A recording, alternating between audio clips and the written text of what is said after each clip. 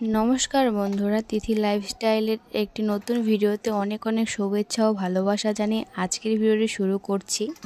आज मंगलबार बिकेल एखन 5टा। तो दुपुरबेला खाওয়া दाওয়া হয়ে গেছে, তারপরে যে থাল বাসনগুলো ছিল সেগুলো মাঝামাঝি করছি। আসলে আমি এত কাজ করি না, কারণ আমার মায়ের শরীরটা একদম ভালো নেই, এই জন্য এত কাজ করতে হয় আমাকে এখন। এরপরে হয়তো আরও করতে হবে, কারণ কিছুদিন পরে মায়ের অপারেশন হবে, ওই জন্য আমাকে আরও বেশি বেশি কাজ করতে হবে কিছুদিন পরে। তোমরা প্লিজ আমার পাশে থেকো একটু, আর আমার মাকে একটু আশীর্বাদ করো যেন আমার মা তাড়াতাড়ি সুস্থ হয়ে যায়। যারা যারা কালকে আর পরশুদিনের ভিডিও এখনো অবধি দেখোনি তারা আমার চ্যানেলে গিয়ে ভিডিও দুটি ভিজিট করে এসো। বিকেলবেলা যে বেসিক কাজগুলো আমি করে থাকি সেটাই তোমাদের সঙ্গে আজকে আমি শেয়ার করব। দুপুরবেলা খাওয়া দাওয়ার পরে যে বাসনপত্রগুলো হয়েছিল ওগুলো তো মেজে নিলাম, তারপর রান্নাঘরটাকে সরে মুছে নিয়েছি, তারপরে ঘর দোর মানে ঝাড় দিলাম, আর এখন উঠান শুতে এসেছি। আর উঠান শুতে তোমাদেরকে কিছু কথা বলি আমি। অনেক লোকই মনে করে কি আমি হয়তো ইউটিউবে টাকা কামাই করার জন্য এরকম করছি, একদমই নয়।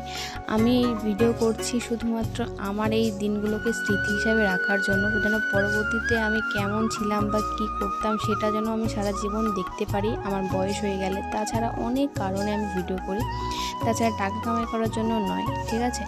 অনেকে এই বিষয়টা বুঝতেই পারে না, তো মানে হুদাই কথাবার্তা বলে। আর আমি যদি টাকা কামাই করতেই পারতাম, আমার কি সাবস্ক্রাইব আছে? না সাবস্ক্রাইব আছে, না ভিউজ আছে, কিছুই নেই, তারপরে আমি ভিডিও করি। এটা মেনলি আমি শুধুমাত্র স্মৃতি হিসাবে রাখার জন্য ভিডিও করি।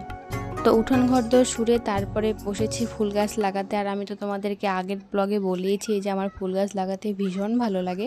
আর যারা যারা সেই ব্লগটি দেখোনি তারা অবশ্যই দেখে এসো আমার চ্যানেলে ভিজিট করে। আর এটা হচ্ছে গন্ধরাজ ফুল।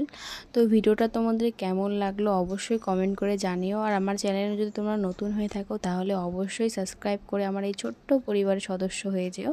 তো চলো, থ্যাঙ্কস ফর ওয়াচিং। আবার দেখা হবে কালকের কোনো নতুন ইন্টারেস্টিং ভিডিওর সঙ্গে। ততক্ষণের জন্য ভালো থেকো।